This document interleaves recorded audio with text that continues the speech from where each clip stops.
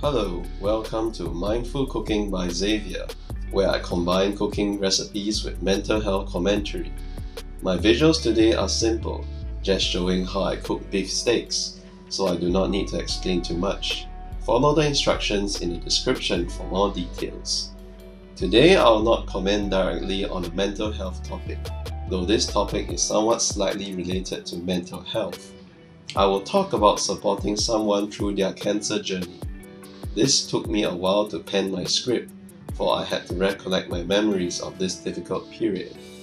Disclaimer: I will use a pseudonym to protect the identity of this person who had cancer. Sharing this account does not mean I am gloating about my efforts. I feel the need to let everyone understand the feelings of caregivers. Back in early 2022, we had a Filipino domestic helper, let's call her Zara, who worked for my family for 3 years by then. Zara confided with my wife regarding a hard lump in her breast, and we sent her for a mammogram. The results were suspicious enough to send her for a biopsy at a nearby hospital.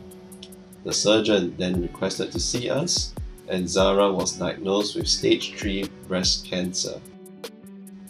Anyone can imagine what Zara's reaction was like. Tears, hysteria, and all. It was the uncertainty of what will happen next for her. In such cases, when a major illness is diagnosed, most employers will just send their domestic helpers back home, with probably a sum of money out of goodwill. This is because if a domestic helper seeks treatment in Singapore, she will have to pay the full price of treatment as she is considered a foreigner on a work permit, and it will be very expensive. At the point of time when Zara's breast cancer diagnosis was confirmed, my second child Joseph was born. We now have 2 young boys to take care of, and Zara has cancer. I was only doing freelance work with minimal salary. The impending financial strain was immense. My wife and I discussed in private what to do next. The easiest way out was to send Zara home like most employers do. But Zara comes from a disadvantaged family in a poor province in Mindanao, southern Philippines, and sending her home would be akin to sending her to await her demise, i.e. a death sentence. This choice would be cruel even if it is not illegal. The other way is to let Zara seek treatment within Singapore while she continues to work for us and draw a salary. This way seemed impossible too, because with our incomes then, we would definitely not be able to support her expensive treatment as a foreigner. Zara's domestic helper insurance can only cover a little bit, too insignificant an amount compared to the total bill, which we estimated would come up to $50,000. My wife and I deliberated for quite a few days. Zara continued to work for us, but her heart was naturally full of anxiety. At last, we sat Zara down and shared our decision with her.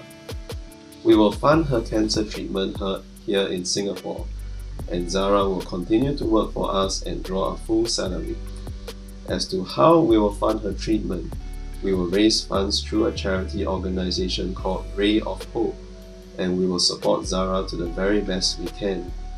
Zara was overwhelmed with relief and joy, for we are giving her a fighting chance to beat the cancer, even though it will be an arduous journey of at least 1 year. We felt that this was the right thing to do, even though it would be tough on us financially and emotionally. We could only pray that all will be well. As such, Zara began her cancer treatment, first with many rounds of chemotherapy, coupled with blood tests and visits to the oncologist and surgeon. We spread the word that we were raising funds for her treatment, and the donations flowed in steadily. We too were overwhelmed by the support and encouragement from our family and friends. They felt that we were courageous to take on the burden of supporting a foreign employee in her cancer treatment. It was truly a heavy burden, but with God's grace, we managed. There were definitely ups and downs. The upside was that Zara's energy levels did not diminish drastically. Hence, she could continue to work for us as per normal. I guess this was because we supported her financially through the treatment. hence she was able to focus on work and her cancer treatment. I won't go into detail about the downsides, but there were quite a few. Zara went through about 20 rounds of chemotherapy and lost her hair in her process. The positive side was that she responded well to the chemotherapy treatment with minimal side effects. Zara had to go through mastectomy too. We wondered how she would feel emotionally to lose one of her breasts, but Zara managed her emotions well. Beating the cancer was her top priority as compared to appearances. Financially, filling the claims was an arduous process which took up a lot of my energy. There was the insurance portion, and when the payouts were maxed out, we had to draw from the donations managed by Ray of Hope. We had to pay out of our own pockets first before making the claims, so imagine the stress we faced financially. We soldiered on with work, raising a young family of 2 boys, supporting Zara emotionally too. During periods when we noticed that Zara was feeling down, we stopped all work and brought her out to visit some tourist attractions around Singapore. COVID-19 controls were still up, though not as restrictive as in 2021. All these support measures ensured that Zara received adequate support in a timely manner, and that her cancer treatment did not stop due to financial constraints. However, finances did really dry out. After Zara's mastectomy, she has to undergo many rounds of radiotherapy and subsequent chemotherapy to ensure that her cancer is beaten down to remission. The good news was that her cancer was 90% beaten down after mastectomy.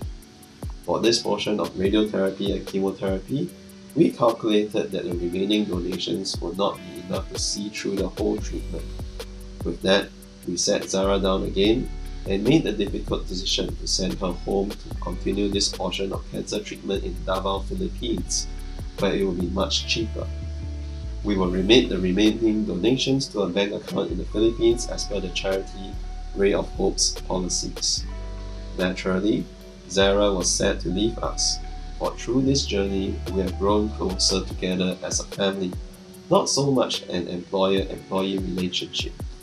Zara understood our financial situation and that this decision was in her best interest as well.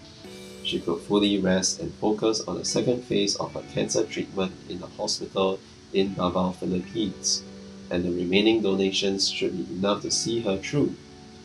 Zara left us on 16 December 2022, in time to celebrate Christmas with her family back home. During her time back home in Philippines, Zara continued her cancer treatment involving radiotherapy and chemotherapy. Her hair grew back too. We continue to remit back the remaining donations on a monthly basis as per Ray of Hope's policies. As of today, we are glad to say that Zara's cancer is in remission, virtually cured and out of the woods. I reflect on this journey that we undertook.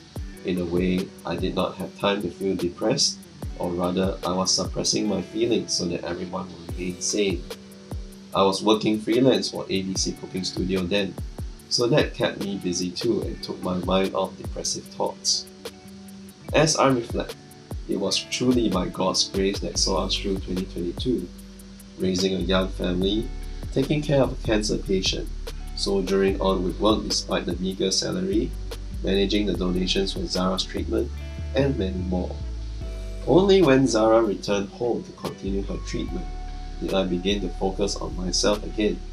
I returned to do more freelance work and took care of the children, but I realized my depressive thoughts have returned too. Therefore, my treatment for depression restarted again in March 2023, this time to focus on my own healing after helping others with TIAs. As of today, my psychiatrist says that I'm close to remission, and that is great news for me. It took me almost a year to pen my thoughts down in this video with regards to this episode in my life, taking care of someone with cancer. I do not wish for cancer to strike anybody, not even my enemies. But if it does, at least I know now how to journey with a cancer patient through his or her treatment. For more mental health stories and recipe visuals, remember to click on the subscribe button to get the latest updates of my video uploads. Leave your comments as well, and I'll try my best to respond. I would love to hear from you all. God bless.